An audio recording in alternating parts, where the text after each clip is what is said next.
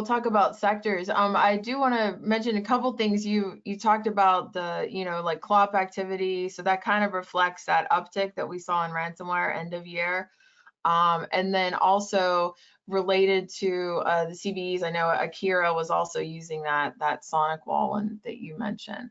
So let's talk a little bit about what we saw with respects to sector targeting in 2024. And you can see on the next slide here, we're going to look at the top 5 sectors that we saw. And like I said, this is, reflecting what we saw in cases here at Kroll.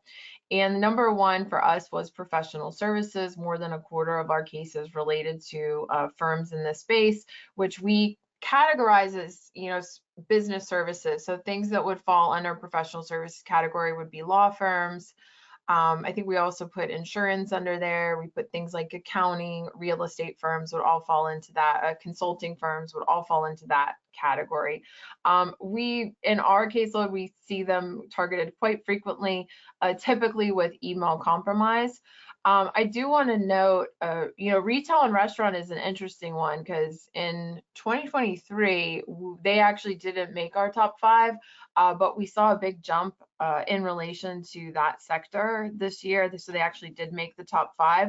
And we generally always see that sector spiking in Q4, which we did again this year, probably related to the holiday season. One sector that's not on the chart that I do want to note that had some big year-over-year increases was the construction sector. And construction sector, we talked about that in one of our webinars earlier this year, but it's likely that, that particular sector is targeted for some of the same reasons that the manufacturing sector is. And George, I know you were going to talk a little bit about what we saw with respects to manufacturing and technology sector this year. Yeah, thanks, Laurie. Yes, I think there's manufacturing is always in the top few categories here. We sit targeted constantly.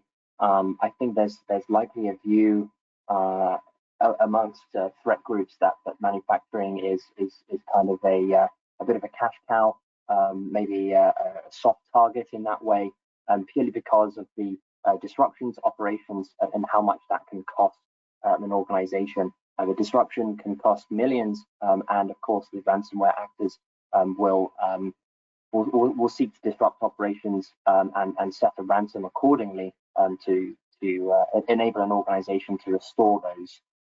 It's also the same as construction, a supply chain heavy industry.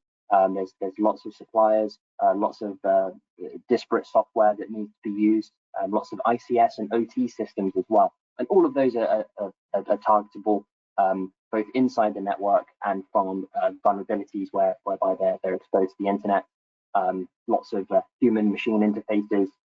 Those who like to go on showdown safaris, you'll see those all over the place. I think that's probably indicative of why it's so high up in our leaderboards here. As we come to the technology sector, this is really interesting. We mentioned the fake North Korean workers earlier in the webinar. That's certainly a problem that technology hires tend to be a lot more remote work in the technology industry, and indeed sort of the malicious insider there can do a pretty significant amount of damage. What we also see is the deliberate targeting of engineers and developers with software supply chain attacks and SEO poisoning, specifically for tools that they may be Googling for or for help that they may be looking for.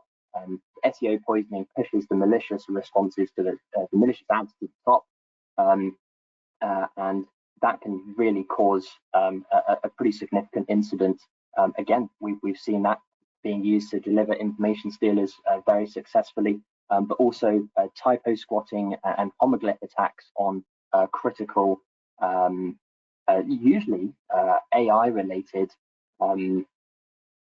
software libraries. And again, that's something that we'll cover a little bit later on as well. Keith, I know that you wanted to touch on some of the trends that you were seeing in the healthcare sector here as well. As everybody knows, healthcare is a treasure trove of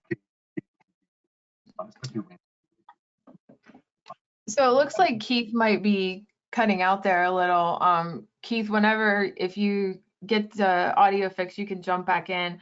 But you know, I think to Keith's point, he was gonna, you know, kind of highlight what an attractive industry that is to the threat actors, particularly for the, you know, confidential and protected health information that that sector has.